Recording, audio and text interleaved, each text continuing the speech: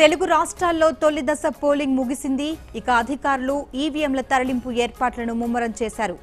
ఏపీలోని 175 అసెంబ్లీ 25 లోక్సభ స్థానాలకు జరిగిన పోలింగ్ కు సంబంధించి ఈవీఎంలను స్ట్రాంగ్ రూమ్లకు తరలించారు. సీసీ కెమెరాల నిఘా, రాష్ట్ర పోలీసులతో పాటు సిఆర్పీఎఫ్ ఇలా మూడంచెల భద్రత, గట్టి బందోబస్తు మధ్య ఈవీఎంలను భద్రపరిచారు. ఇక ఈవీఎంలలో నిక్షిప్తమైన నేతల భవితవ్యం వచ్చే నెల 23న తేలనుంది.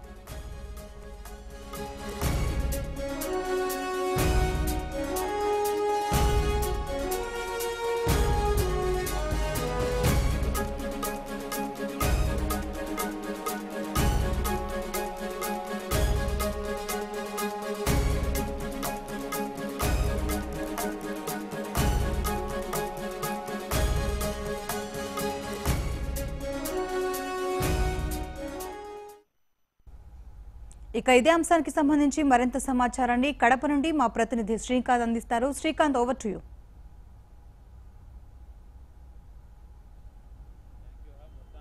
2019 ఎన్నికల సమరం అయితే నిన్నటి ఓటర్లు కూడా తమ భవితం తెలుసుకోవడానికి మొత్తం ఈవీఎంలలో కూడా ఓటు నమోదు చేసుకున్న పరిస్థితి అయితే కనిపిస్తుంది. కడప జిల్లా వ్యాప్తంగా దాదాపు 71% కూడా పోలింగ్ శాతం అయితే నమోదైన పరిస్థితి అయితే కనిపిస్తుంది.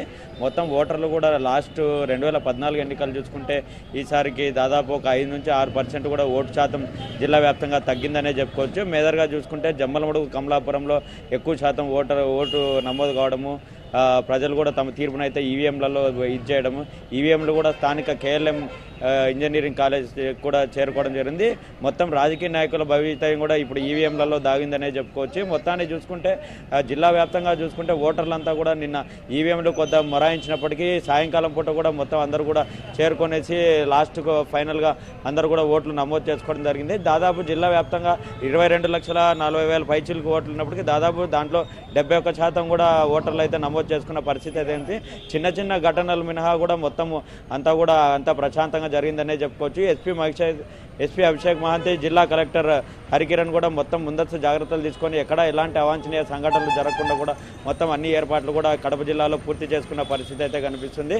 మొత్తాన్ని చూసుకుంటే నిన్న రాత్రి అన్ని ఈవీఎంలు కూడా ఇక్కడికి కేఎల్ఎం స్థానిక నగర శివార్లో ఉన్న కేఎల్ఎం ఇంజనీరింగ్ కాలేజీ కూడా ఈవీఎంలు అన్నీ చేరుకున్నాయి. రాజకీయ నాయకుల భవితవ్యం మొత్తం కూడా ఈవీఎంలలో దాగి ఉందని చెప్పుకోవచ్చు. రేపు నెల మొత్తాన్ని చూసుకుంటే ఓటు శాతం కూడా కొద్దిగా తగ్గడంతో ఎవరికి అనుకూలిస్తాయి. వైసీపీ అయితే 10కి 10 స్థానాలు మేము గెలుచుకుంటామంటుండగా టీడీపీ వారైతే 3 నుంచి 4 స్థానాలు జిల్లాలో మేము కైవసం చేసుకొని తీరుతామని కూడా నిన్న మంత్రి ఆదినారాయణ రెడ్డి చెప్పుకోవాల్సిన పరిస్థితి అయితే కనిపిస్తుంది. ఎవరికి వారైతే ధీమా వ్యక్తం చేస్తున్న పరిస్థితి అయితే కడపలో కనిపిస్తున్నప్పటికీ రేపు నెల 23వ తేదీ కూడా ఈవీఎంలు తీసుకొని కౌంటింగ్ లెక్కించడంతో ఎవరి భవితం ఏమనేది కూడా మొత్తం కూడా ఈవీఎంలలో దాగిందనే చెప్పుకునే పరిస్థితి అయితే కనిపిస్తుంది. మొత్తాన్ని చూసుకుంటే జిల్లా వ్యాప్తంగా కూడా రాజంపేట, జమ్మలమడుగు, వేంపల్లో మీద చిన్న చిన్న ఘర్షణలు, మైదుకూరులో చిన్న చిన్న ఘర్షణల మీద మొత్తం అంతా కూడా జిల్లాలో ప్రశాంతంగా వచ్చాయి. మొదట తెల్లవారుజామున ఈవీఎంలు మొరాయించినప్పటికీ కూడా మొత్తం చూసుకుంటే సాయంకాలానికి అన్ని కూడా టెక్నీషియన్లు పంపించి అంతా సర్దుబాటు చేసిన పరిస్థితి అయితే కనిపిస్తుంది.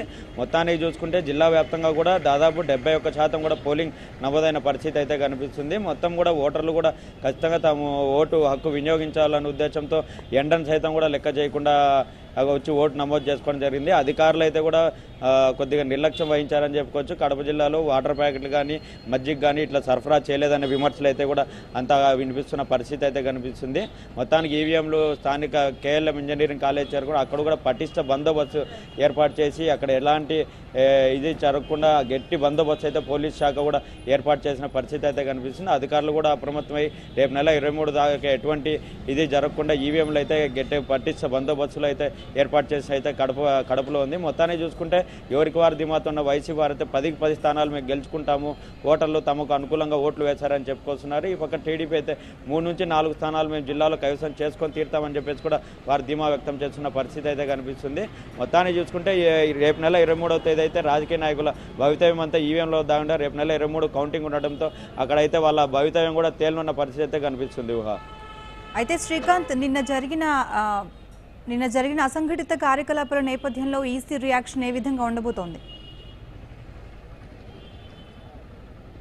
ఖచ్చితంగా నిన్న ఎవరైతే జమ్మలమడుగు, ఇక్కడ మైదుకూరు, వేంపల్లికి సంబంధించిన కొన్ని నియోజకవర్గాల్లో కూడా కొన్ని ఘర్షణలు చోటు చేసుకున్న పరిస్థితి అయితే కనిపిస్తుంది. జమ్మలమడుగులో టీడీపీకి సంబంధించిన మహిళలు ఓట్లు వేయడానికి వెళ్తే వైసీపీకి చెందిన వారు రాళ్ళు వేశారని చెప్పేసి కూడా అక్కడ మహిళలు ఆరోపించిన పరిస్థితి. మైదుకూరులో కూడా చెదురుముదురు సంఘటనలు జరిగినాయి. మొత్తానికైతే ఎవరైతే అసాంఘిక కార్యక్రమాలకు పాల్పడి ఓటర్లకు ఇబ్బంది కలిగించే వారిని అయితే ఖచ్చితంగా వదిలిపెట్టే ప్రసక్తే లేదు. ప్రతి ఒక్కరి మీద కేసులు నమోదు చేసి అరెస్ట్ చేసి తీరుతామని చెప్పేసి కూడా తెలిపిన పరిస్థితి అయితే కనిపిస్తుంది.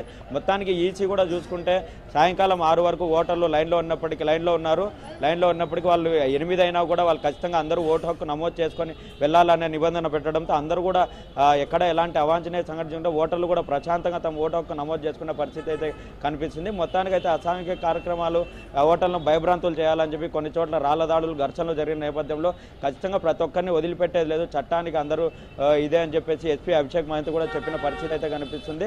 మొత్తానికి ఘర్షణలకు పాల్పడిన వారిని, ఘర్షణలకు దారి తీసిన వారిని కూడా ఖచ్చితంగా వదిలిపెట్టేలేరు, అరెస్ట్ చేసినట్టు కూడా తెలిసింది. నిన్న కూడా పులివెందుల్లో రామ్ గోపాల్ రెడ్డి వారిని కూడా ముందు ఘర్షణలు అయితే అని చెప్పి వాళ్ళని కూడా అరెస్ట్ చేసిన పరిస్థితి అయితే కనిపిస్తుంది. ఎవరైతే అసాంఘిక కార్యక్రమాలకు పాల్పడి ఘర్షణలకు దారి తీశారో వాళ్ళనైతే ఖచ్చితంగా వదిలిపెట్టేది లేదని చెప్పేసి కూడా ఎస్పీ అభిషేక్ మహంత్ చెప్పి ఈసీ కూడా దీని మీద సీరియస్గా చర్యలు తీసుకున్న పరిస్థితి అయితే కనిపిస్తుంది.